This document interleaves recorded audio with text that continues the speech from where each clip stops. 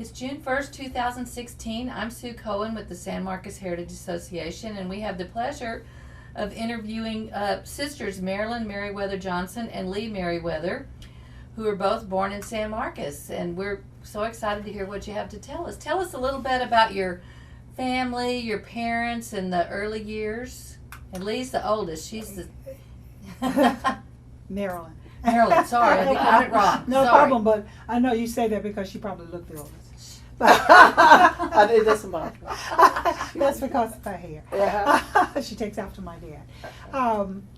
My parents, Marvin Merriweather and Jessie Cyphers, was her maiden name, got married in 1947 and came to San Marcos. I think my dad probably grew up in Staples, and my mom grew up on a farm around the Maxwell area, Lockhart. And they started their family here in San Marcos. My dad had come out of the war, World War II, and had gone to school to be a cabinet maker, a carpenter. And I was the firstborn, and we just... And after he built our house. Yes. Since he was the master carpenter, he did. He built our home, and always, when there were additions to be made, he was the one who did it. And was a perfectionist, always. Where was your home? We started out on Mitchell Street. 421 Mitchell Street. And we lived there for a long period of time, I know until I was about 12 years of age. Mm-hmm. And then he bought the property on Martin Luther King, which was about 9 acres. And technically, if you look from Mitchell Street all the way up to the corner of, which is MLK now, which would comprise about 12 or 13 acres. He actually owned that property and would sell off, portions of it. I know that he sold off a portion where they called it the projects. I'm not quite sure what the name was at that particular time. And then he built a home, or actually we moved the home from Mitchell Street up to MLK. Up to Porter Street. Porter Street. 915 Porter It Street. It wasn't- was changed in later years to MLK. It was Right. Porter Street. Oh. Yes. And I didn't realize until recently that on the other side of Mitchell Street was Kamel Street. And then you had then it was Porter Street. So in talking to people, then I found something out myself just recently.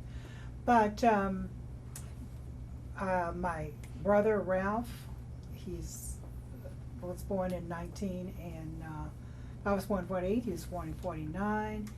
And then after that, there were a couple of years difference between each one of the children. And my mother was a housekeeper in the different areas, mainly San Antonio Street, because she could walk. It was easier to walk, not that people had 2 cars then, but that was back in the 50s, the late 40s, early 50s. And my dad worked as a carpenter, and he was a farmer. He loved to farm. He had a lot of land. He could do that. And so they raised most of the food that we ate. They did. And so children just began to come along. And when we moved to MLK, Leanne was born. Ronnie was the last I think child he that was born he was the baby. when we lived on Mitchell Street. Mhm. And then we had our other brothers, which would be Ronnie James Merriweather and Marvin Merriweather. Jr. Mhm. We call him Hundo. We call him Hundo. Mhm. And then Rustin, whom we just lost about 2 months ago. Right. And he was the baby? No, he was Next to the baby. next to the baby. To the baby. Who's the baby? Marvin. Marvin. Marvin. Usually you would think that they would name the oldest boy After the the junior. dad. He was for whatever reason, I guess he was the last one, they named him junior. And another thing, I don't know, Marilyn, tell you, when we grew up, my grandfather had a farm, a cotton farm. And when we grew up and we were small kids, we would get up early in the morning and we would work. I worked. She took care of the kids. But I actually worked. People say, I said, I picked cotton. No, you don't. Yes, I did. Even as a small child, we grew up in an environment where when you could walk and you could take direction or you couldn't, you worked. I worked with my mother when she cleaned homes. And that's how I got really my love of reading. the library was between the school and where I'd meet her. So when I got out of school at 3, I was allowed to go to the library, and then instead of come home, and I would read. And then I would meet her at where we clean offices in the evening, Dr. Braden, Celeste, and Dr. Cook. So I remember that. And I remember even to this day, I still subscribe to Better Homes and Garden because that's where I saw magazines. We didn't have them at home, so I saw magazines. I still get my magazines today just for the fact that it highlights for children. My kids had those, and people, I don't even know if they do it anymore.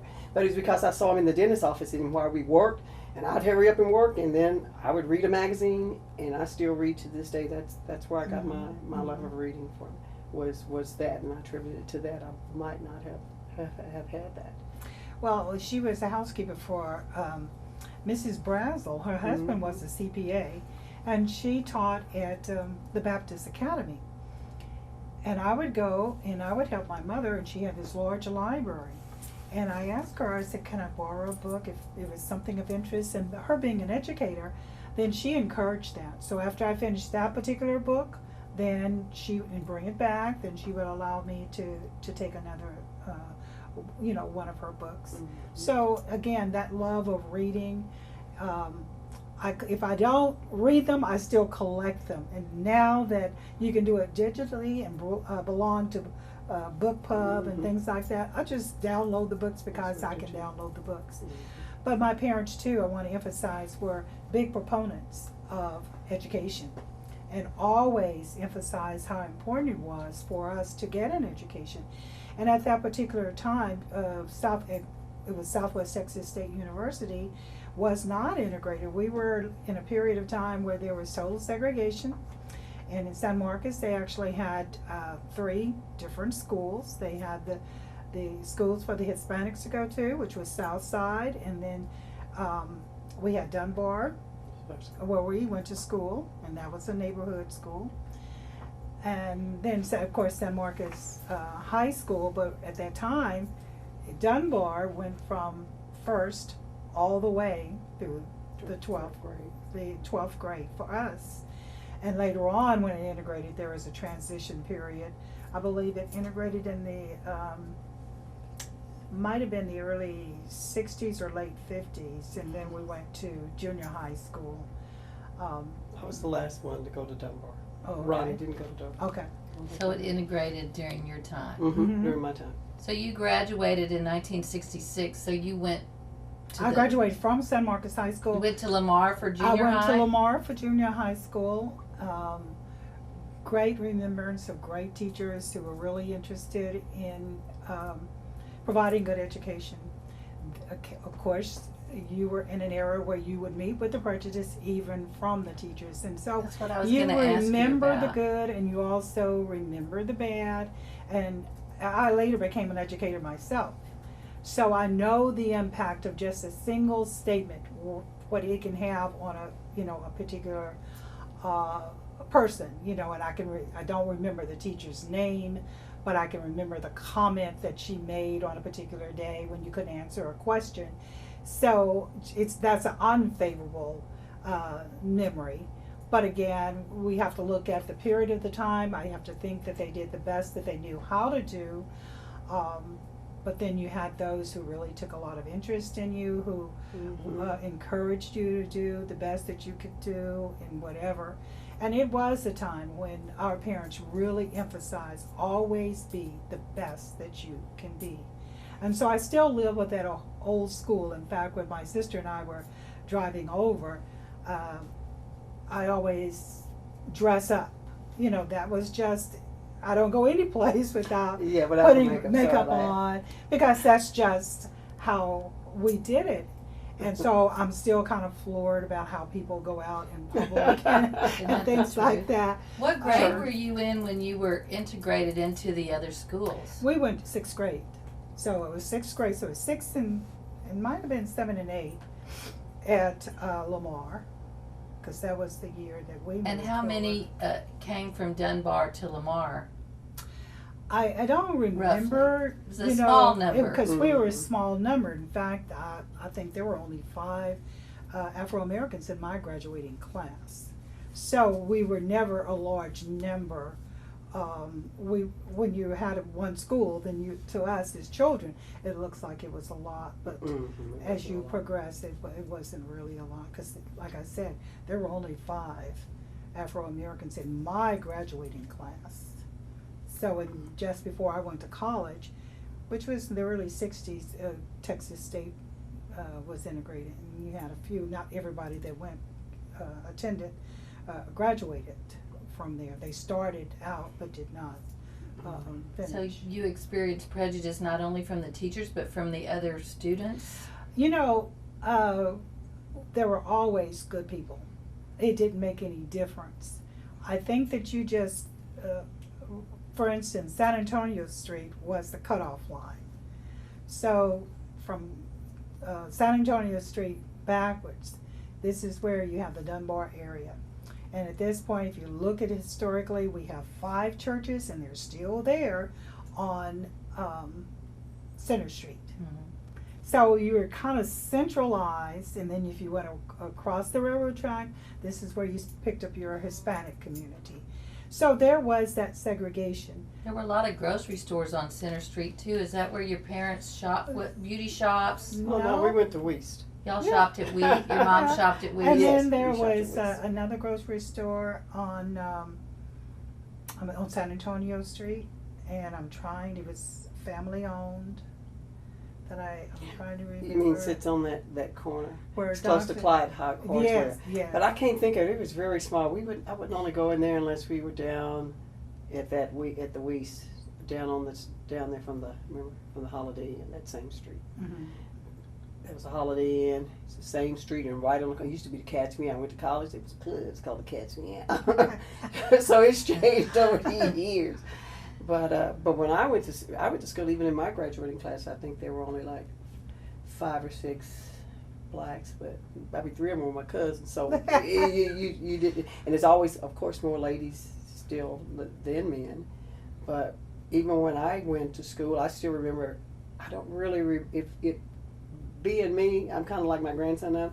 He loves everybody, and everybody, he doesn't see any bad. I didn't really, I guess as I grew up, all the teachers were very good, because I remember Miss Clipper, which was the best, my best. Oh, she could dissect a sentence. Still to this day, I can break down a sentence like she did. No one could do it. And Miss Lombarger. Oh, I love Miss Lombarger. So I always had, I guess, good experience. And if I was up to something, I was in my little world. So Right. it was more people to interact and to play with. We've interviewed some Anglos that lived on San Antonio Street that said they played in the Dunbar area and That's were true. friends Right. with the kids, and they didn't really, it never dawned on them why they went to different schools. They Right, didn't, and it Right. didn't on they right. didn't even, Right. so the same thing on the other side. They were Mhm. like, oh, these are our friends, but they go to a Mhm. different school. Right. Right. Go ahead. It And was then a when we different went to time. school together, we instilled to this day in fact, she'll tell you, and I did, I made a call before I came to Miss Jenkins. Her daughter Kelly and I she said she'll tell anyone Lee was my first best friend. And we still can communicate today. When I come home, my friends that I went to elementary school on up to when I left, and I've been gone since the late 70s, I still see them. I still talk to them. We still have Dunbar reunions, and we still, those that can make it. So you still, you see that. And me, I live in Houston, but when I come home, if I go someplace, I can go to almost any place, and they'll say, well, you look familiar, and I'll tell them my name. And people, it's just like they knew you, they remember you.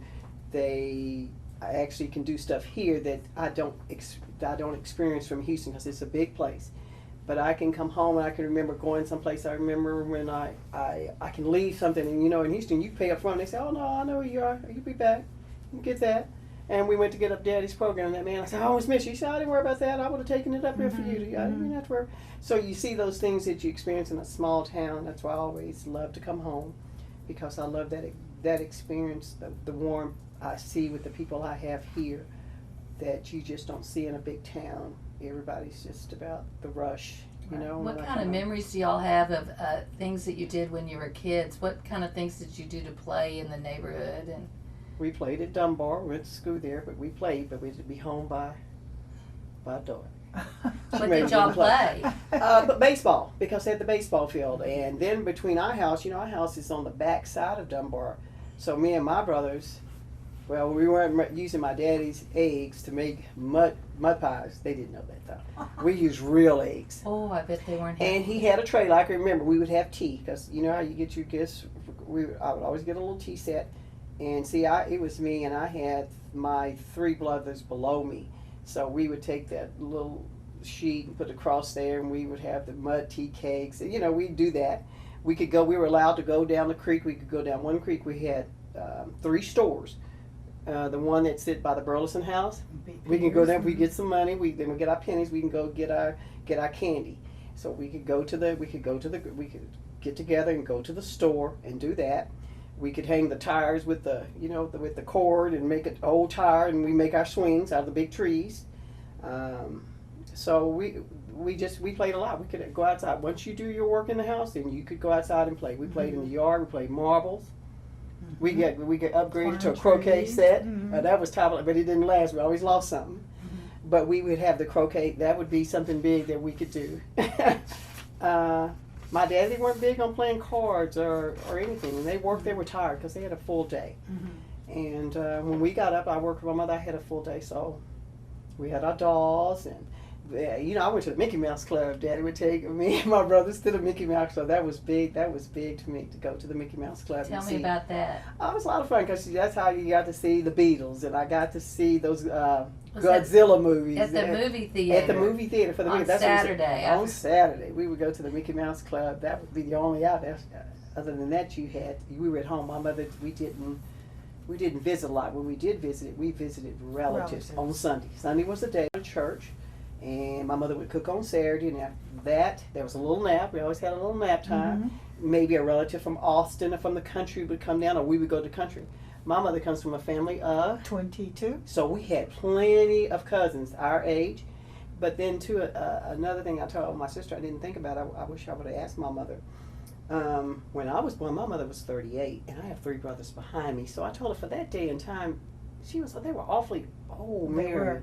And so, too, when I was grown up, I'd go places with my dad, and they said, "Oh, you with your grandfather?" I said, "No, that's my dad. That's my grandfather." So how many years between the first child and 12. 12. Yes. 12. So there's a difference of 12 years, and there's a difference of 7 years. Between Marilyn and Marvin, No, there's and 12 me. years. It's 7 years between Lee and I, 12 years between Marvin and my sister. And yourself. Okay. So we talk about the difference in some of the things that she told me that she did when she was in high school and what I was allowed to do. So apparently there was some laxity that went on because being the oldest, then I was responsible for helping with the children and learning how to cook and why do I? So taking care of the children and making sure, because my mom had to work, my parents had to work. It wasn't a matter of the luxury of them sitting at home and that age. I've told the story when my dad, the difference in his years and actually coming out of slavery was not a long period of time. I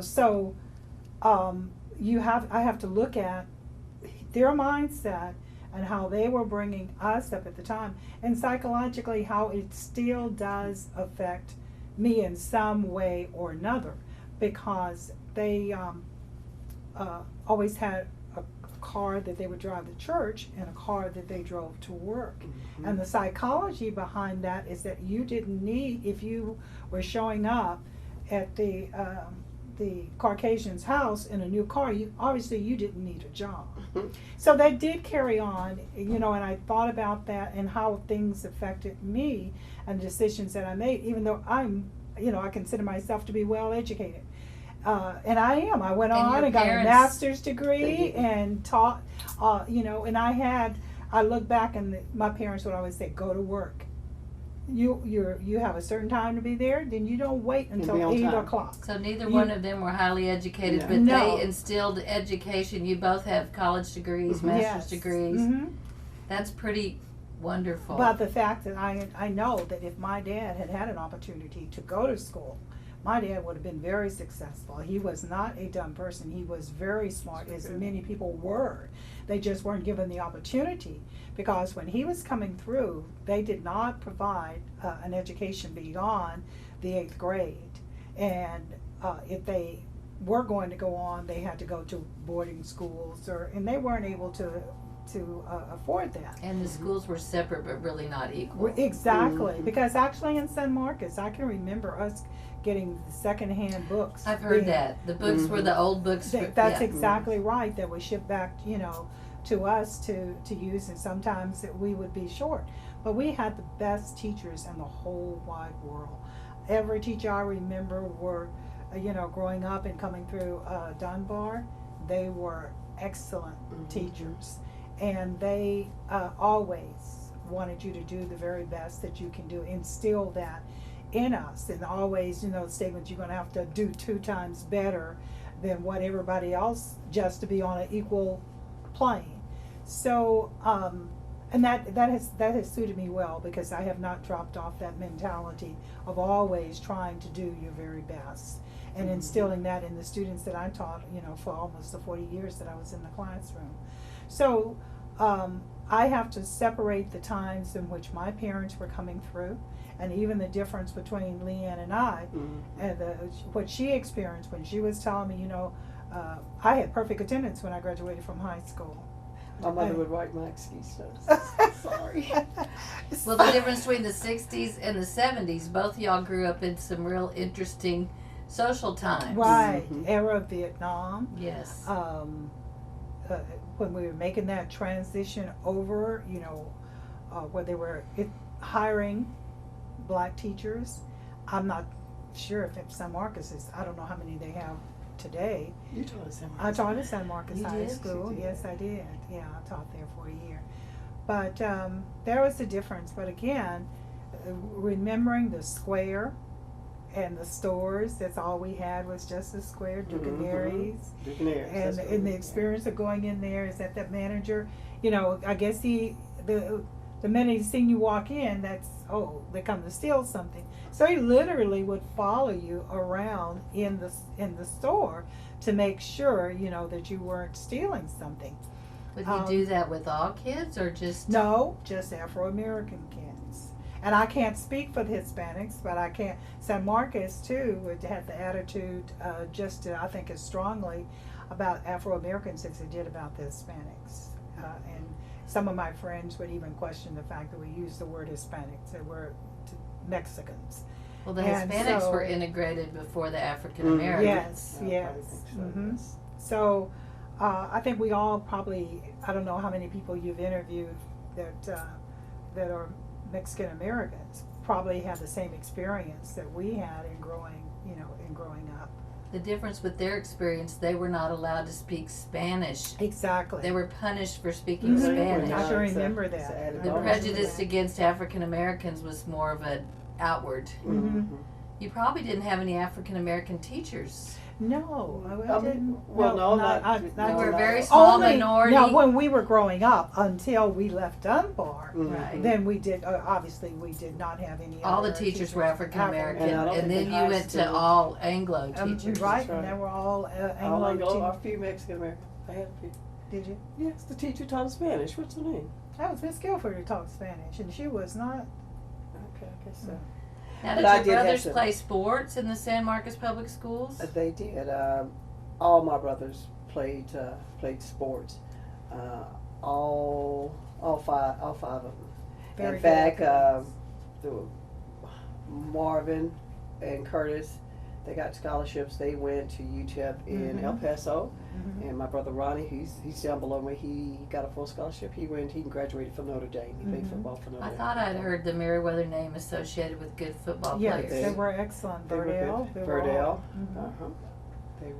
They were all good athletes, and they started. There was Junior Olympics, and y'all do Junior. Yeah, we did Olympics? junior in the summer. They used to have a program where you could do Junior Olympics, and my dad would take us to that, and we would compete because actually I ran track in high school under Miss Mitchell, who I still talk to today. See, we keep our connections. And when I went to college, you know, you didn't do a lot of activities in high school, but I did. Tell me about your high school a lot activities. of our friends, well, I was a member of the National Honor Society. They had a homemaking club and the student council, and I was a cheerleader in high school and in college at Texas State. So so I traveled a lot. So I guess kind of from the books and traveling got my love of travel too. So in fact, I went to Texas State. You said how much you pay a semester when you went to school? $85 a semester. I went almost scot free. I got a scholarship to go. In fact, I got a golf scholarship, but I didn't golf. But because I did it because I graduated with honors from San Marcos High School, so that made me eligible for scholarships. And I think I was a little afraid. I did apply to UT, and I did get accepted, but I was a little more hesitant about leaving home. So I was easy. I had already been on the Hill when I was in high school with friends, or we would visit, go to games. So it seemed easier to go there. So I just went to Texas State. Did you live at home when you went to college? Actually, you know what, my mom, see, when you were in San Marcos, she had connections. She could get you a job. I mean, I always had a job. I had a job since, people say, you retired early. I'm retired. I said, no, I worked since I was 5. I don't know what you mean. I said, I might not have been on the books, but I worked since I was 5. So I actually worked a long time. So I would work in the morning. We would go clean offices up here at the law office. What's his name? Oliver. Oliver. We'd have to clean that in the morning. Then I went to school. In fact, I had piano lessons. My mother hooked me up with some piano lessons. So me and my brothers went to piano lessons in the morning. Went to clean, and then I went to school. And then after school, I worked at Weiss. I always had a job. Unless I had to travel, I had to work my schedule, that's all. And when I got out of high school, she asked lawyer, Mr. Oliver had a house, and he had a mother. And my job was, it's an L shape, it was a triplex. My job was to make sure when I left for college that she was alive, and she was alive when I came home, and I stayed for free. So, and I lived in the dorm. Actually, first year I lived in the dorm, and I was an RA. And then Mr. Oliver gave me that hookup, so I stayed in his house, and then 2 of my friends stayed there. And if I did pay rent, it couldn't have been over $75 a month if he asked for it. He said, just make sure you're doing your homework and going to school.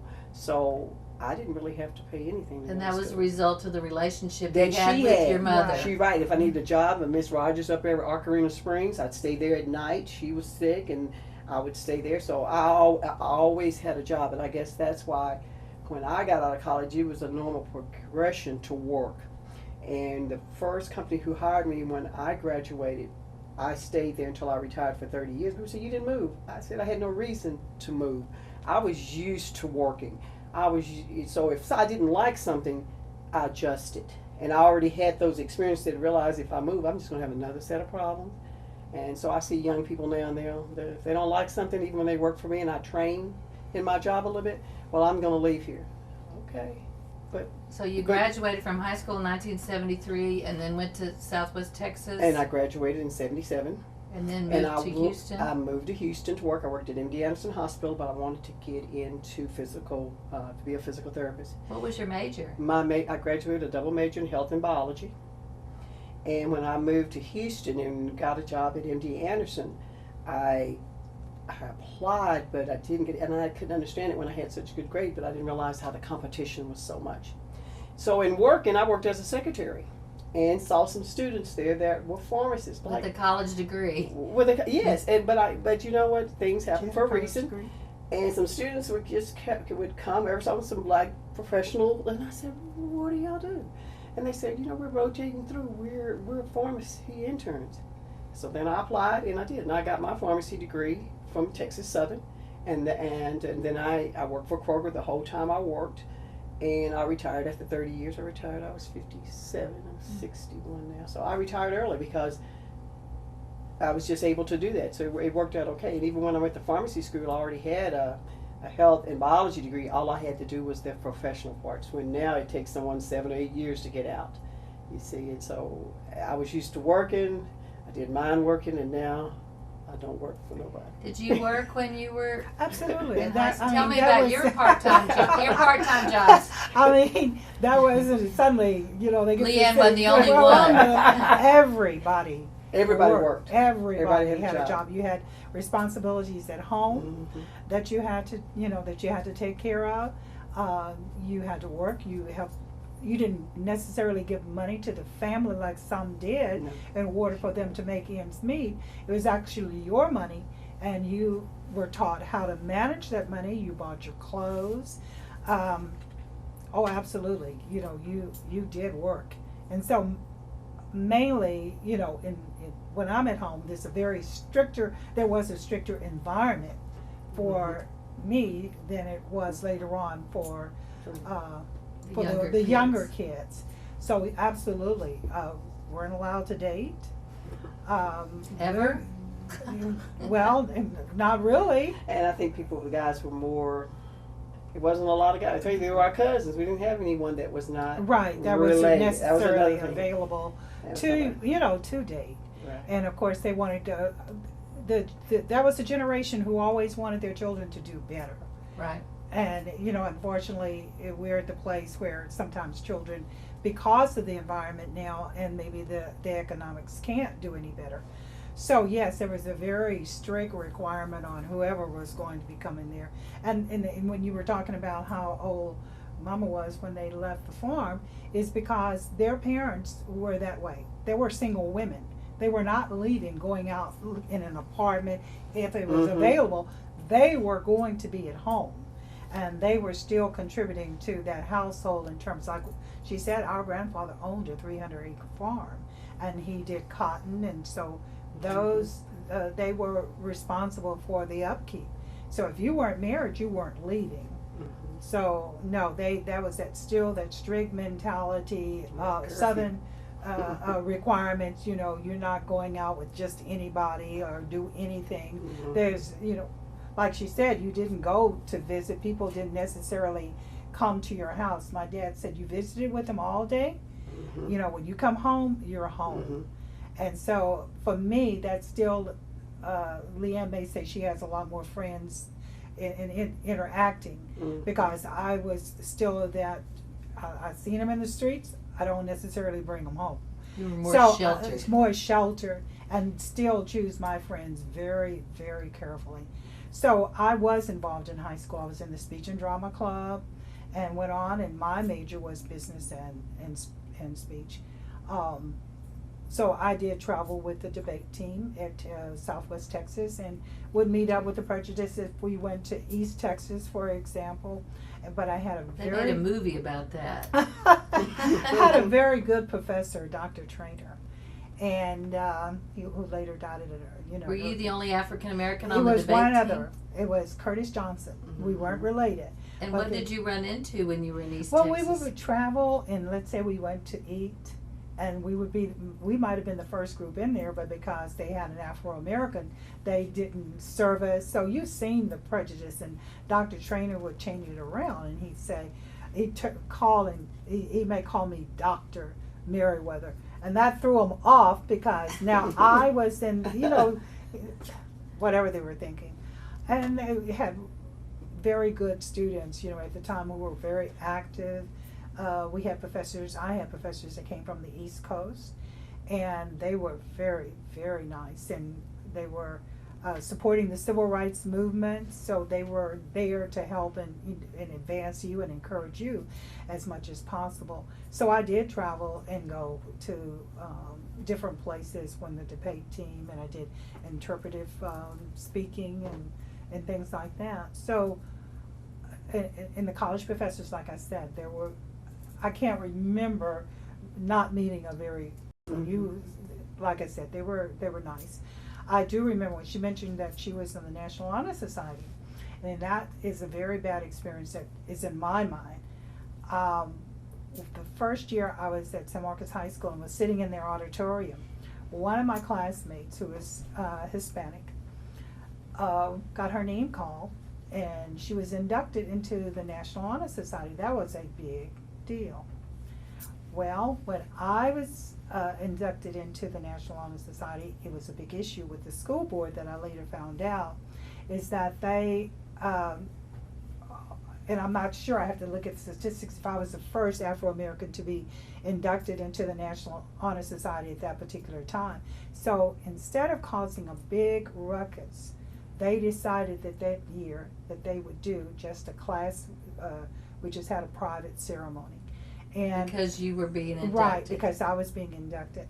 So that I still have a bad feeling about that, because maybe it was the fact that you had all of these people watching, and maybe that's what I wanted, and I thought, I'm going to really work hard in order to be able to walk up in front of this, all of my classmates, the whole school. Big achievement. Big achievement, and then be inducted into the National Honor Society.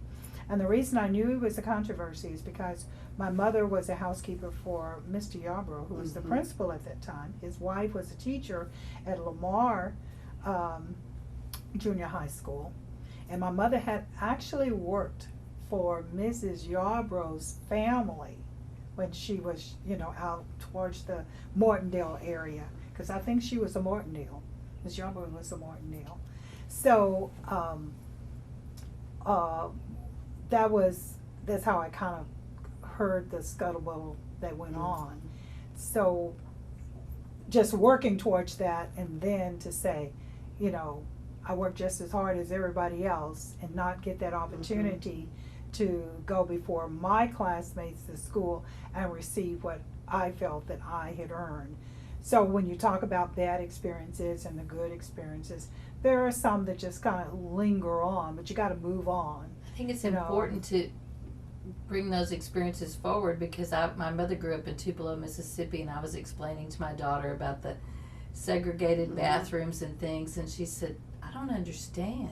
And she's 30. I mean, kids nowadays never saw that. They grew up side by side and didn't have that prejudice. Right, My daughter grew up here, and one of her best friends was African American, and she said, I don't understand. And to explain to future generations how it was in San Marcos not so long ago, in the 60s. Exactly. That's not that long ago. Well, even telling children that we used to have, my kids, the phone where you have to dial, they don't understand that. So I just get tickled to things that. They all had it. Do you remember, did you always have a phone in your house? We had a phone. It was in my daddy's. But it wasn't until we moved up to Porter Street. Porter Street. And I once asked my students if they knew what a party line was. Yeah, we had a party and line. to hear them say, oh, that's when they get together now. No, it's you pick it up and everybody. You put it down. You remember what your phone number was? No, I don't remember what the phone number was. But it was in my dad's room, and in order to use it, he was not going to leave out of the room. You had to have permission to use the phone. You couldn't use just the use phone, the phone. And you probably had a time limit from your dad. Right. Oh, yeah. And he's listening to your conversation, too. Probably did too. And I think even, Remember the time I told you some guy like you, and I told you he was calling, but Daddy was telling him that you weren't there or something. So she didn't halfway believe me. So I pretended to be a guy. I don't know how I did that, and called the house and told her. We were listening. I said, see? And he said, I had that heavy voice, and he said, oh, she's not here. So I said, see, that's what he does when they call. Exactly. You were more sheltered. Yeah. She was. Yeah. Do you remember when y'all got your first TV, or was your house air conditioned? No, you know what? We actually had a TV, a black and white TV. We lived next door to two uncles.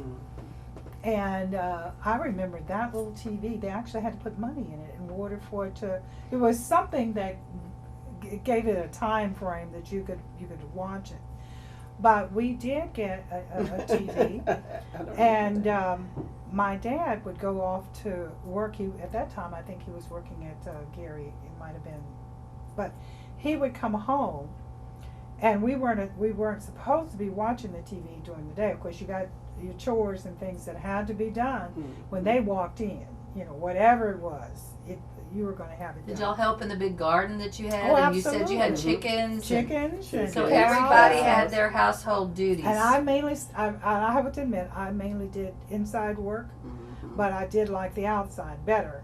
But that was the separation of the boys did the work on the outside, the girls did the work on the inside. And Leanne was telling me that I she still like yard work better than housework today. That's For the true. my That's true. parents had the same rule. Oh yeah. That's right. I hate housework. I'd rather be outside. But Leanne said that she rebelled. That's What right. I about told them they making sleep the in bed? bed. Yeah. I said they sleep. I said, Mom, when you really think about it, I said they sleep in their bed, and I make up my bed, and I have to make up their bed. I said we're doing a little bit too much. So they got to where they had to make up their bed, and then about cooking, I said, you know what? You don't have to cook. I could go and get us something to eat. And so we would have hamburgers on certain days because she cooked every day. She cooked everything from scratch. Everything from scratch. And I told her, you're working a little bit too hard. Where would you go get hamburgers? Well, after I guess when I was up, they had Burger Chef. Oh. And when I was in high school, Sonic came to town. I know when Sonic came to town, about 71, 72. And see, we could leave campus, go to the bowling alley, Big and Willie's. then Big Willie's, and then when Sonic came, we would drive to Sonic on our lunch break, and then because we never ate out when we were kids. No, as a we family. didn't eat out. Never. I think maybe when I was in school and I had activities and we traveled. That's when I could have been 16 before I even been into a restaurant. And stuff, and then Mama, as you would ask, we would go out. She would enjoy going. She really liked to go out to eat. But we never. Every meal Yeah. was cooked. Breakfast. Lunch, and what we call supper. You know that the Texans have their own language.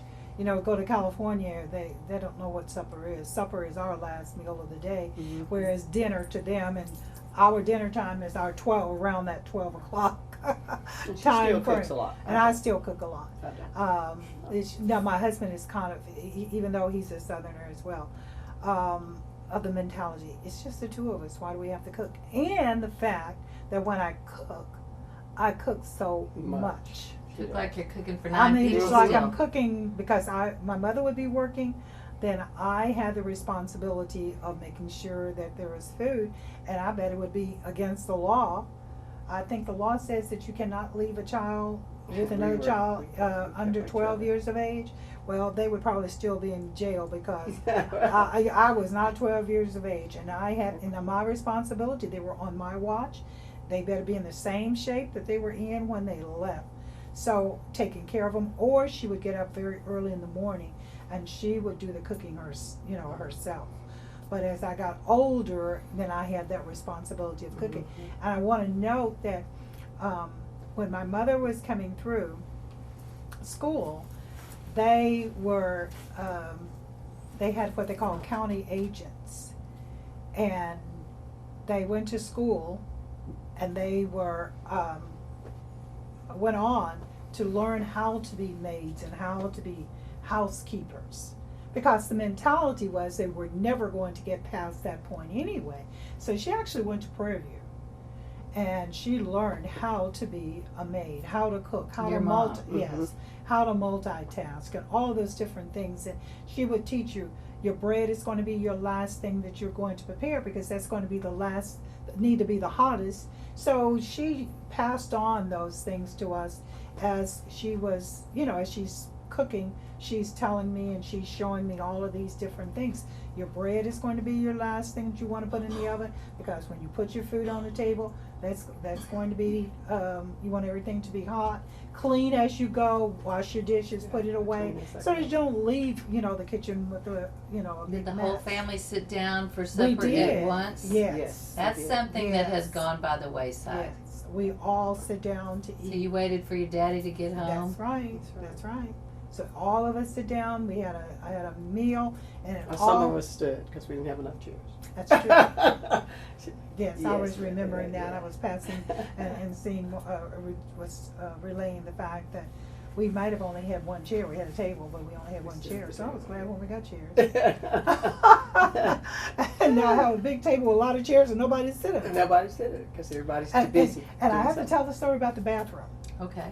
We had a bathroom that, I'm trying to figure out how the bathtub, a toilet. No, you just and came a straight sink. to the And you didn't toilet. really have a sink. You had it was just here. It was just a little space. It was half the size of this straight room. Probably. No, it was maybe this long. That's right. It's right It's here. little. Yeah, it's very small. It's very small. So my It's- mentality, I have a bathroom. She has a huge bathroom. How many So- bathrooms did you have in your house? Just one.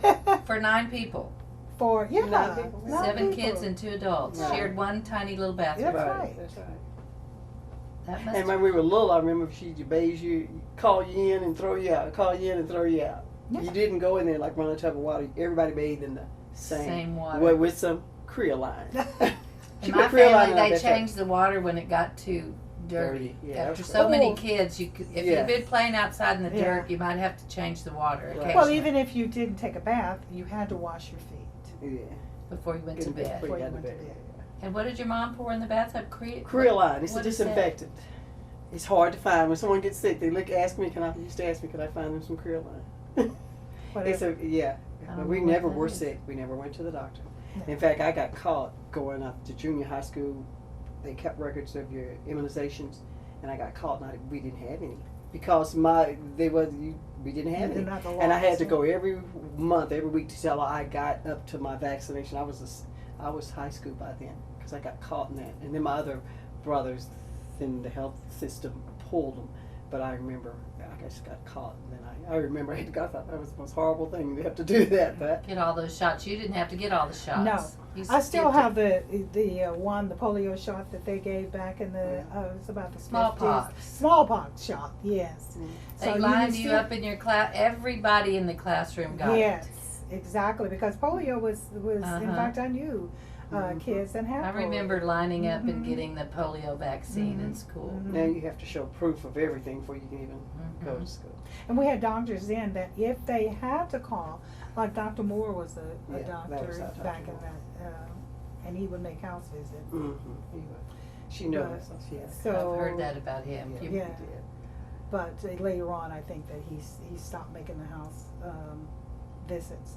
But yeah, they again looking at my father and mother's background, is that there were no doctors, or they couldn't afford the doctor, and they had made up their own Potions. yeah, She got Sage sage tea, ball, sage tea.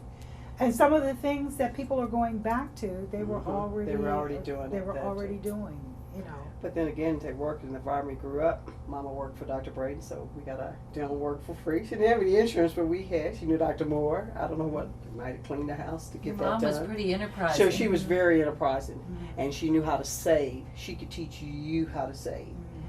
She taught me how if I really wanted something, I worked for her. I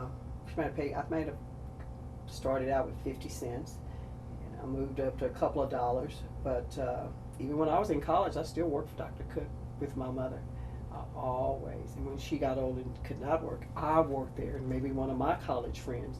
So if you knew, so she would know someone. If you told her something, she said, well, you know, so-and-so can, like Miss Bright, I needed in the summer to get my cheerleading outfits. She said, well, I know Miss Bright is looking for someone to spend the night with her. And I did that. I'd spend the night, and that's how I got my outfit. To earn Because the money I to earned buy enough money to do it, but I did it myself. I would spend, and she was really nice. She was really nice to me. So, but she would know someone who knew something to get you. And she always liked to have a little spending money. Remember, in later years, she liked to cook, and she'd sell her pies. That's Mom. right. And they Mhm. never had they never had credit card. Everything they did, she paid cash for her cars. They saved their Mhm. money for. Mhm. And I had to even laugh that as much as I worked, they had really no debt. That's right. They had really no debt, and she had good relationships. She would like to have her clothes with no one else in San Marcos would have. So Mhm. we would go to Lockhart where she would shop. I would take her. At Kegler's. At one of Kegler's. the women's And I stores. have to tell you this, when my mother died, I knew that she liked to go to Kegler's. They let her get her outfit, and then she would pay them, write and send them a check. So I would write out her checks. But when she passed, I contacted Kegler's and sent them a letter and told them that my mother had passed. And she had an outstanding bill. I wanted to pay it. And they sent me back, paid in full. Oh. But I knew she had something. That's nice. I never forgot that. Do you remember when you were kids growing up in San Marcos, any major event, that something big that happened that got everybody all on Twitter, or something that went on? The only thing I think of in college, there was a lady killed. Remember, there was one lady killed, and that was a big thing. Like murdered. Murdered. You Oh, didn't have that, remember? Right, And right. it all was all the thing on campus, and I remember that. I remember my professor, they would go over that. You know, back when I was in college, they started streaking. That was a big deal. Oh, here they come. We would actually get good seats and say, do you know that so-and-so? He work over there. Look at him. So you would just, it was amazing. I'm not talking about 5 or 6. I'm talking about a parade. They well, in between the dorms, they had, I was in I college lived at the in same Butler time. Hall. I lived in Butler Hall. And they ended up closing Texas State one day Oh. early for spring break because it was out of control. It The was. streaking You went just- wild. I could never. You'd be imagine. walking through campus, and then 2 or 3 nude guys would Especially run in by. the afternoon. Yeah. We would just kind of get a seat, and here they come. Yeah. And we would be ready. I said, I have never in my life. Now that was, I'll never forget that. We laughed because I have friends, we talk about college, how we used to love to go to Grins and go to the frat parties. We went to the frat parties, and everything went back then. It was called the party. As soon as I tell someone I'm going went to take, oh, you know, that was the party school. That's I said, right. well, I got my studies too. I said, yes, I know we had that name. She said, it's not that like that anymore. I said, okay. My daughter graduated from Texas State, and when she was there, it was not. She said, Mom, it's not known as a party school anymore. But it was much smaller. There were like 6,000 or 8,000 students. Oh, when I we went, it was only about 3,000. Hmm. And I think maybe when I graduated, it was about 5,000. And Cecil was dry. And in order for you to get your liquor, you had to go out to OST, I think that the county line. Or there was some place in Hunter that it got outside of the county, and you could go and get liquor. Where did we get our little liquor? Oh, you were probably. Me and my mother, when she picked grapes, she make the best wine. So we already had that. We had our own So distillery. she had her own product. It sure was good. Y'all were kind of self-sufficient over there on Center Street. Yeah, she made some good. And you know, to this day, I still like to get clothes. I mean, if somebody gave me something, clothes or shoes, and I go back to Miss Brazel. Miss Brazel shopped at Neiman Marcus, and she had a daughter, Ann. Did she live on San Antonio Street? She lived on she had the biggest house. yeah, we thought she had the biggest house. I know. Johnson Street. I think she lived on the corner of Johnson Street. And we still talk about, which now if we go in there, it would probably be a tiny house, but to us it was a big house. And she had 2 double beds in the 1 bedroom. That's right. And each child had their own bed. They had their own bathroom. They had their own. I just feel Yeah, and and so, so, wow. but we're still thinking about, and she would send us the clothes, and boy, that was just, we were, even though. She had told Jim too. The Neiman Marcus hand-me-downs. They had the Neiman Marcus hand-me-downs. I think the fact that we dressed very well, and and my mother loved to dress. Mm-hmm. Right across from Dr. Cook's was another woman's dress shop, and so what would happen? You're talking about the Morissettes. Well, I The remember. Morissettes. She But would she couldn't come in the front door. They would let her in the back. But they would let us sit after hours. No, and I think more so for me, I saw it as we would be working. We would come up that little alley, knock on the door. Miss Morissette would even be almost closed. She would let us in. So my mother just take her time and look, and they'd talk about different things. Food. Why wouldn't she go through the front door? That's just where Mama would just go. Yes. It was called Accents, I believe. Accents and Accents Fashions. and And Miss Fashions. Morissette still is alive. Uh-huh. I have to laugh because I call Miss Morissette, and she Yeah. said, "Call me Betty." And I thought, you wouldn't have told me that 40 years. But you were too young. Yeah. And I still call Back then, people people yes, didn't ma'am. call. We didn't call You people said by yes, their ma'am, or first no. name. You said Mr. yes. Mrs. and yes, ma'am. Ma'am and no ma'am. And I even get on my grandson. I'll see a person, even I'll talk to someone my age, and I'll call them Mr. They said, "Why do you do that?" I said, "I can't." I said, "That's how I was raised." And I tell my children that you don't call them Becky or Sue. No. I don't care what other people do. You don't do it. That says you have respect for. And so, yes, ma'am. They always called her Miss Jessie. Yeah. They call me Miss And so Jessie. now, if I go in a store and somebody say Miss Marilyn, oh, I just love those people. because of the fact it just brings back, you know, that the respect that they had for the people had, you know, respect for my mother and my father. Mr. Marvin is what they called him, or Mr. Merriweather, or they called her Miss Jessie, or, you know, Miss Merriweather. So those things, when they say that, it just brings back those memories. So, you know, San Marcos was just it was a nice, small community, nice people. We just dealt with what we had, the issues of the day. And everybody had it. We just had ours here. Yeah, exactly. I guess you realize that as you get out and you see different people or travel. Some people think they're so right, but you realize that's their culture. So when we go, like when we travel, I travel sometimes with groups. When you're in Rome, you do what the Romans do. You don't put you're okay to do what their custom. It's not your custom, and it's okay. So growing up in San Marcos, you probably got some good customs. You some good customs. You did. You had Y'all some were good raised in a. We went to church. We did. That was our activities. That was our activity. And that's how we saw our friends, other than school. Church, we saw them in church. So family. everybody, we would show up in big numbers because we knew we could talk. What church did y'all go to? Jackson Chapel. She still goes and there.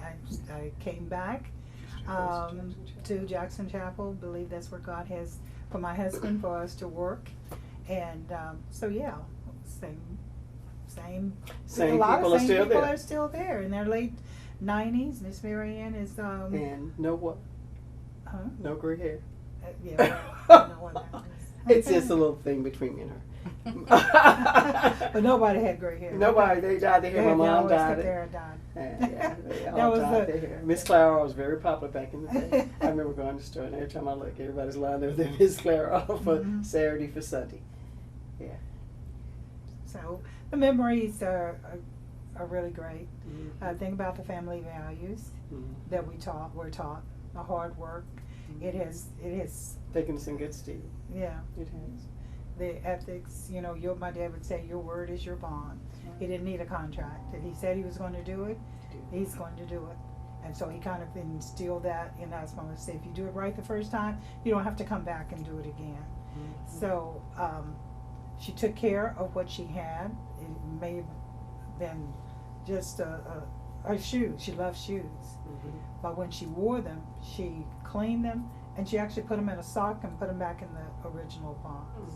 So her clothes were always organized. She'd have, if wintertime came, she came and she had you to take her winter, you know, put the winter, put the spring to the back, and cleanness. We had to clean walls every Saturday morning. You didn't let people come to your house and not have food for them to eat. So you treated them very well. Well, I just want to say, you know, I moved in the 70s, but I still consider San Marcos my home. If someone asks me where's home, and they say, really, you know, you've lived in Houston almost 40 years. I said, no, San Marcos is my home. I met a gentleman yesterday, and as soon as he saw me and he recognized me, he said, so you're Bism. And she didn't know what that was. Yeah, and I told him, born and raised in San Marcos. That's right. I told him. And the same thing, you know, we could have easily stayed in California.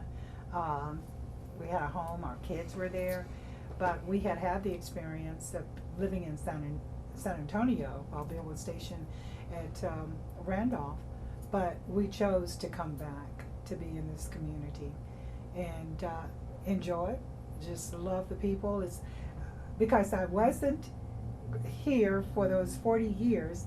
It's hard for me to walk up. I don't recognize people because I've been gone for so long. If I stayed in the community, then I would have that relationship, you know, but I didn't stay. So it's just going back and building up, and I love San Marcos. I love it. But I don't live here. I live in New Braunfels, but I do a lot of business here. We forgive you.